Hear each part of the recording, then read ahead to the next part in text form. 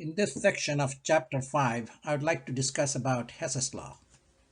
Now, let me go over what Hess's law is and how we can apply Hess's law to get heat of reaction for different reactions. Hess's law states that if a reaction is carried out in a series of steps, delta H, which is also heat of reaction, for the overall reaction will be equal to the sum of enthalpy changes or heat of reaction for individual steps. And as I mentioned before, delta H is a state function, depends only on the initial and final state. One of the convenient thing about Hess's law is in some cases it's hard to determine delta H, and in those kind of cases, we can apply Hess's law and get delta H value for those reactions. Let me now go over problem number 63 from chapter 5, Brown and LeMay-Burston book, 12th edition.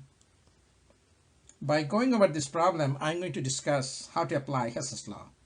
Overall reaction is given, but the delta H value is not given, and that's what you need to find out. Delta H, or enthalpy change or heat of reaction, based on two other given reactions.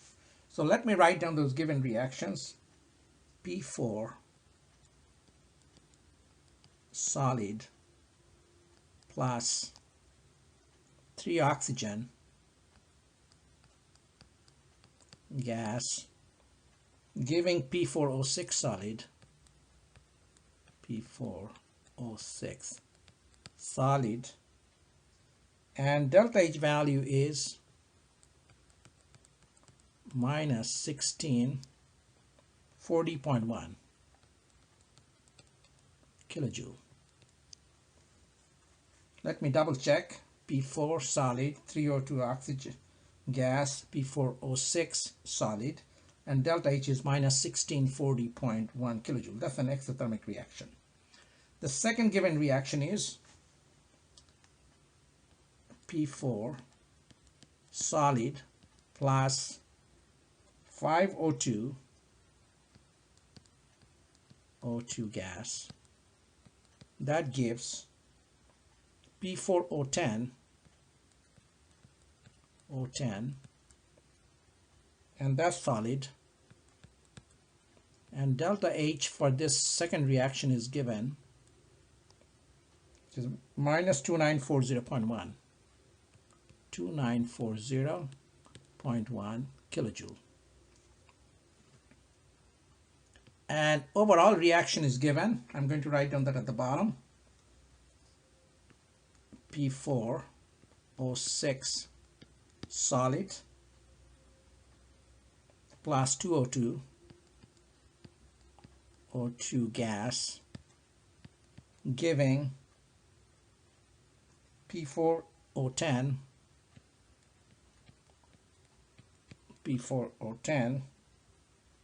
solid, and we need to get the delta H value. So right now we don't have that value. Based on the other two, you need to get this. In order to solve a problem like this, first you need to think about each reaction, whether you need to switch that reaction. By switch means product becomes reactant, reactant becomes product. Now how would I know whether I need to switch reaction 1 or not? This is my reaction 1. Look for something unique in reaction 1 that doesn't appear in reaction 2. If I had 3 given reactions, then I'd be looking for all 3 reactions. You can see that P4O6 is one of those unique compound that doesn't appear in the other given reaction. So now I'm focusing on P4O6 and look at overall reaction. Overall reaction shows that P4O6 is on the left hand side, not on the right hand side. So the first reaction has to be switched so that P4O6 is on the left hand side. So let's do that. So I'm going to switch the reaction. As you can see what's going to happen. P4O6. Now solid is on the left hand side because I switched the reaction. On the right side is going to be P4 solid plus 3O2 gas. Since I switched the reaction, delta H value is going to change its sign. It's now going to be plus 1640.1 kilojoule. So now I'm going to scratch out the other reaction so that it doesn't get confusing. Make sure you double check that you copied everything right and switched everything right. P4O6 solid giving P4 solid plus 3O2, and that gives delta H is 1640. I think 40 is not that visible. 1640.1 kilojoule. Now, next question is, do I need to switch second reaction? Again, look for something unique. P4O10 is the unique. It doesn't appear in the other given reaction. So your focus would be on P4O10. Now, P4O10 on the product in overall reaction is on the right. And on this given reaction is also on the right. So it tells me that I do not need to switch reaction 2 and keep it the way it is. Now, do I need to multiply this reaction with any number? Again, focus on P4O6. In the product, overall reaction, there is only one P4O6. So this is the overall reaction. There is only one P4O6. And in the given reaction also, there is one P4O6. So I don't need to multiply by anything. In some cases, I think in the second example that I'm going to go over, you'll see that you need to multiply reactions with certain numbers. Okay, now I think our setup is all right. Now by adding them together, let's see what we can cancel out. This is like an algebra.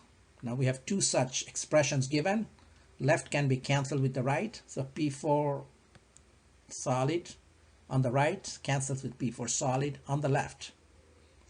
Now I think that's all that we can cancel out, but there is on the right side there is 3 oxygen, on the left side there are 5 oxygen.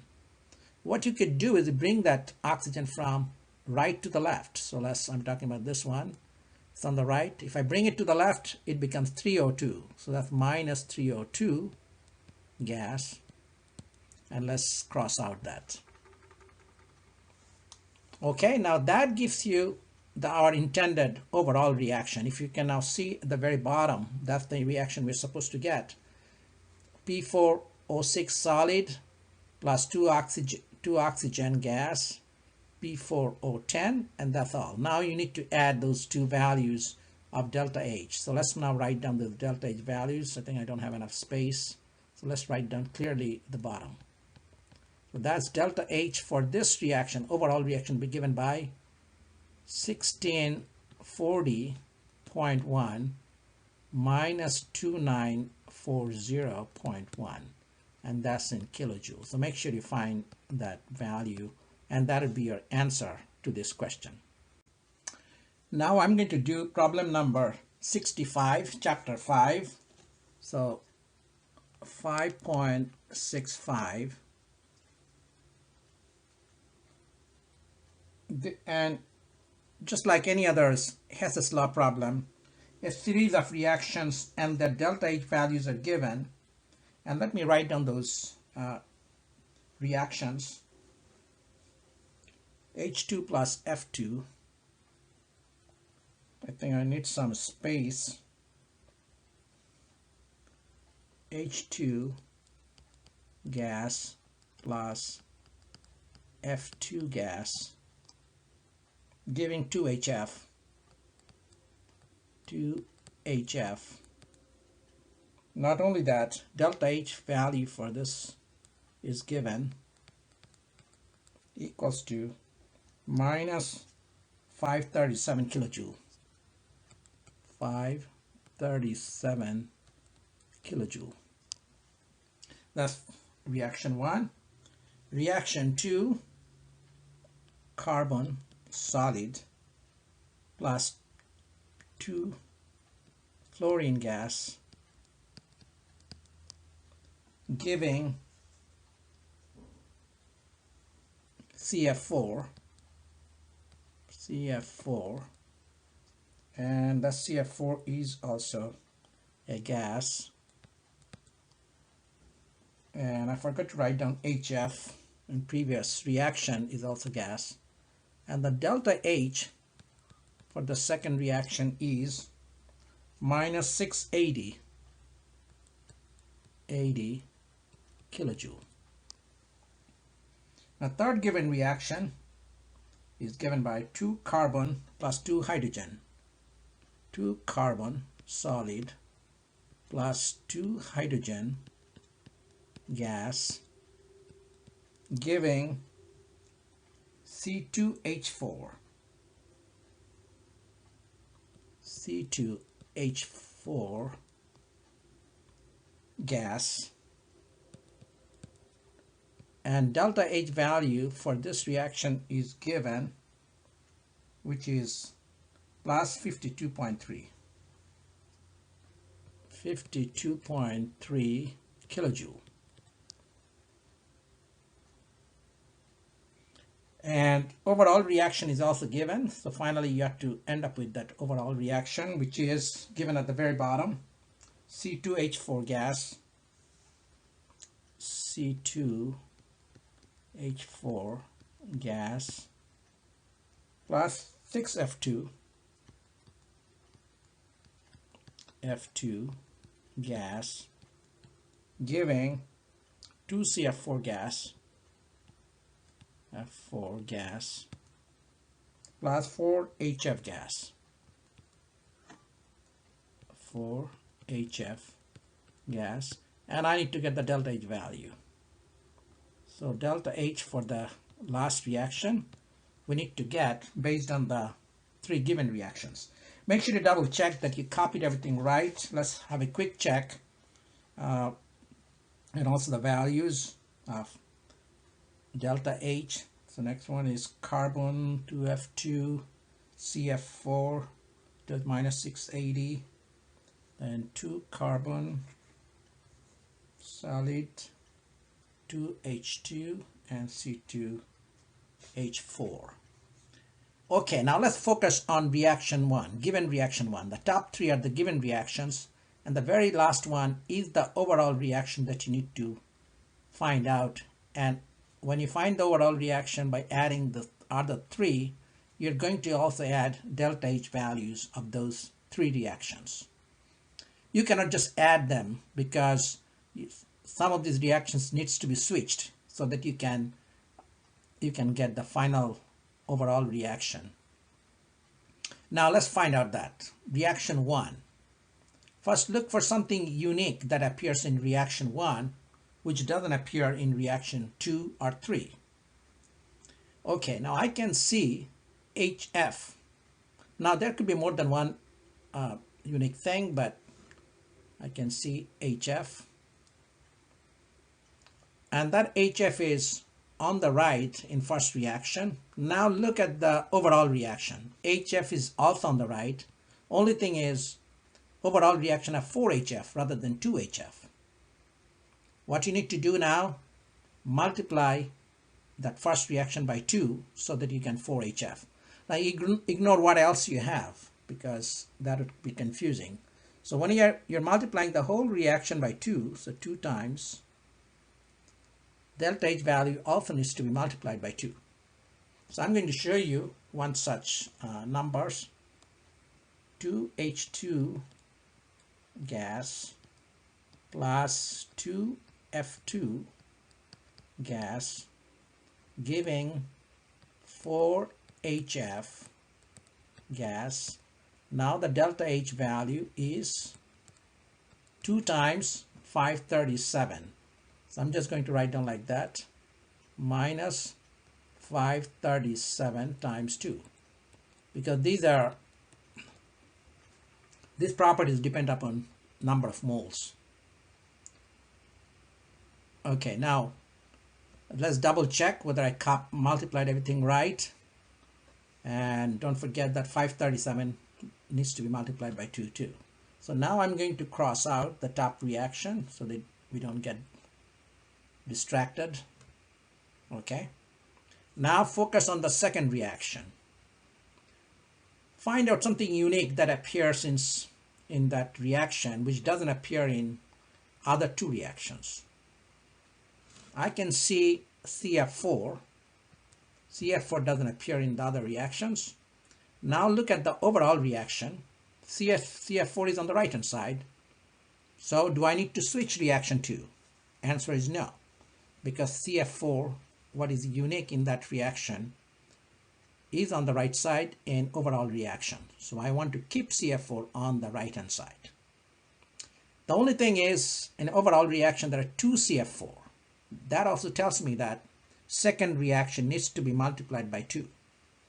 So let's, just like before, 2 times, and the whole reaction is to be multiplied by 2, including the value minus 680 kilojoule. Okay, now when you're multiplying that by 2, let's write down what we end up with. 2 carbon solid, 4 fluorine gas, 2 CF4 gas.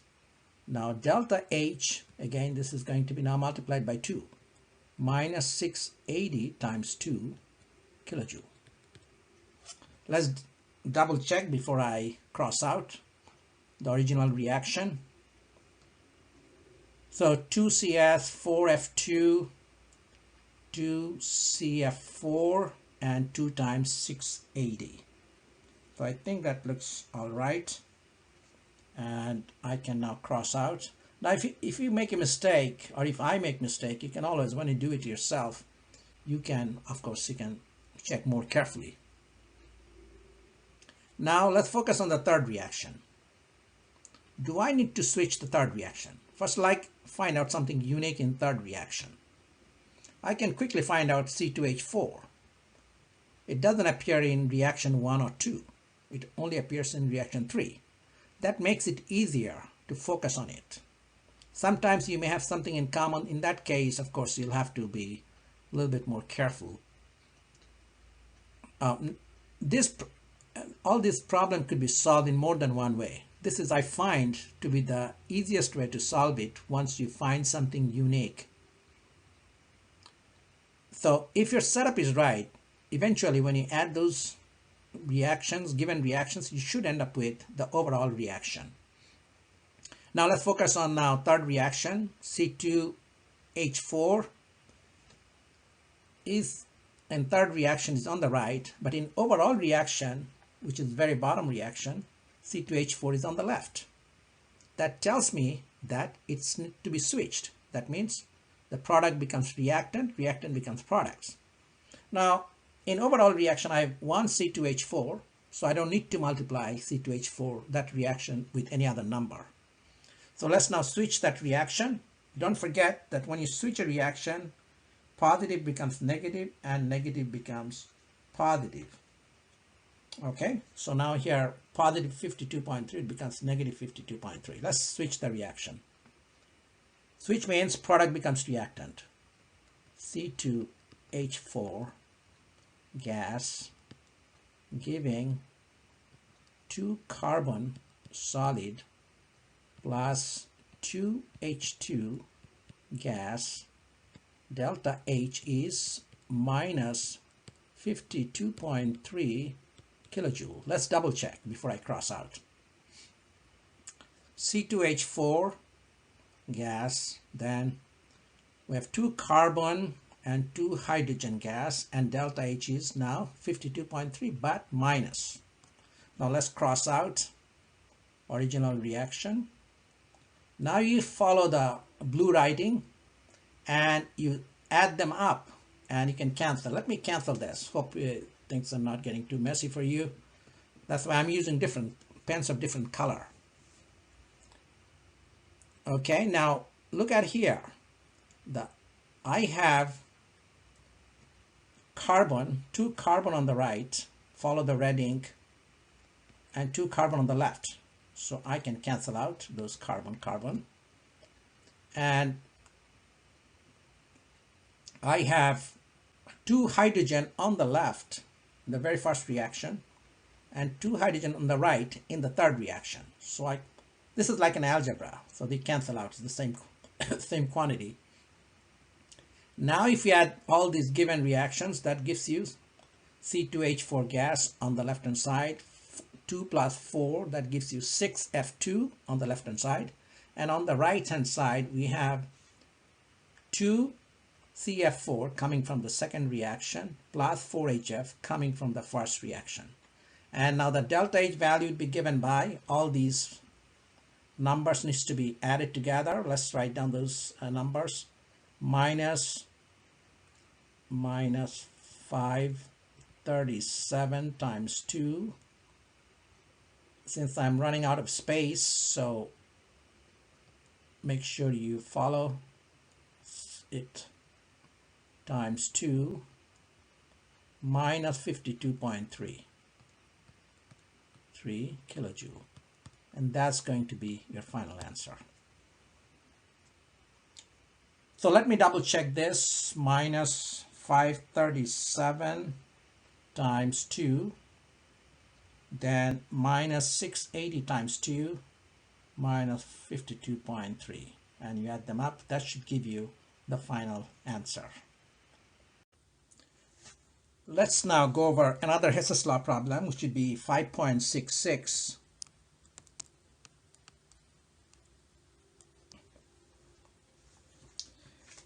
Okay, again, in this particular case, there are three given reactions, and also the final overall reaction is also given. And you need to calculate the delta H value for the overall reaction. So let me write down now the given information or given reactions. N2 gas plus O2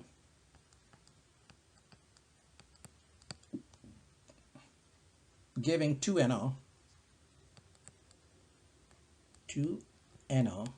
gas. The delta H value is given plus 180.7 kilojoule. So that's given. The second one is 2NO gas, 2NO gas plus O2 gas giving 2NO2 gas, NO2 gas, and the given delta H value is minus 113.1 kilojoule. The third given reaction is 2N2O gas that gives 2N2 gas plus O2 gas,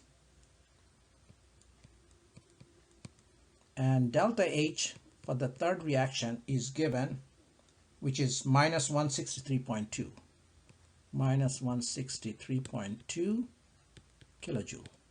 So these are the three given reactions, and overall reaction is given at the bottom, which is given by N2O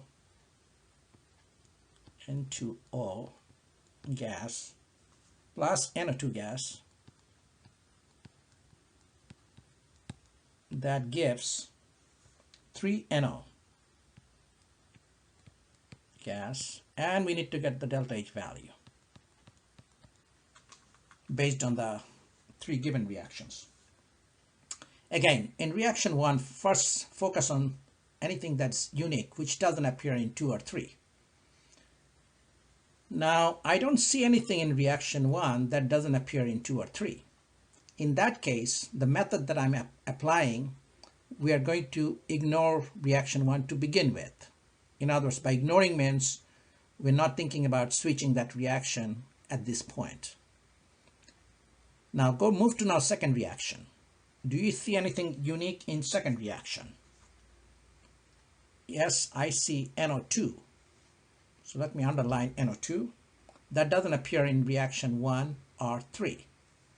Now NO2 in the second reaction appears on the right side, but in overall reaction NO2 is on the left side. That means second reaction needs to be switched. By switching, product becomes reactant, reactant becomes products. So what we're going to do is switching the reaction. So now 2NO2 would be now the reactant. So let me do that for the second reaction. 2NO2 gas, because I want NO2 to be on the left hand side to match with the given overall reaction. So 2NO2 gas, that gives 2NO gas plus O2 gas. Since I switched, delta H value has to be switched. That means sign gets changed, 113.1 kilojoule. Okay, so I now switch the reaction without changing anything else. Now look at the overall reaction, N2O. And of course, I mean, it doesn't have, the overall reaction doesn't have N2O. I mean, it has NO2. So NO2 is on the left hand side, and the switched reaction also have NO2 on the left hand side. So that matches, and there's no problem. And we have 2NO2 in overall, I mean in 2NO2 in the given reaction, but overall reaction have only one NO2. That means I need to divide that reaction, switch reaction, by 1/2. So the whole reaction needs to be multiplied by 1/2. 1/2 times this. And let me write down that reaction after you multiply by 1/2. And that's going to give you NO2 gas. Let me write down. I'm writing down this one. I think it's a good idea if you write down on your notebook and do all the switching yourself with more space than what I have. So NO2 gas giving NO gas plus half oxygen, half mole of oxygen, O2 gas, and that would be given by delta H would be 113.1 by 2. 113.1 by 2, because you divided the whole equation by 1/2, or divided by 2 or multiplied by 1/2. So let's now double check. NO2, NO, half O2, and 113.1 divided by 2. Now let's now scratch out the original reaction, not to distract us. So I did that. And the third reaction, third given reaction, let's now focus on that. Do we see anything unique in third reaction that doesn't appear in 1 or 2? Yes, N2O. Now N2O in the third reaction is on the left hand side, and my overall reaction has N2O on the left hand side. So I would not switch that reaction. However, in overall reaction, I have one N2O. What that tells me is third reaction needs to be multiplied by 1/2. Okay, so let's do that.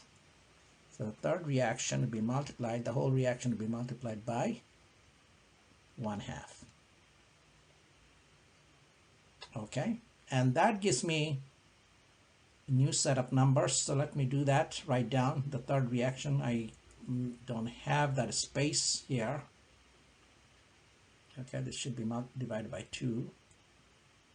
And let me write down that, and I'll try my best to fit this. I think I'm going to write down in blue.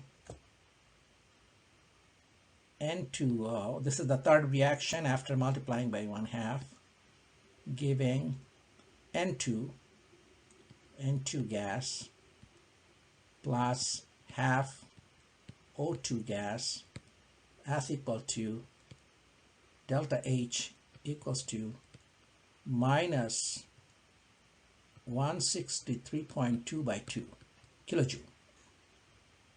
Okay, now let's now scratch out the original equation and now follow these remaining reactions and add them up, and that should give you this final reaction. And keep something in mind,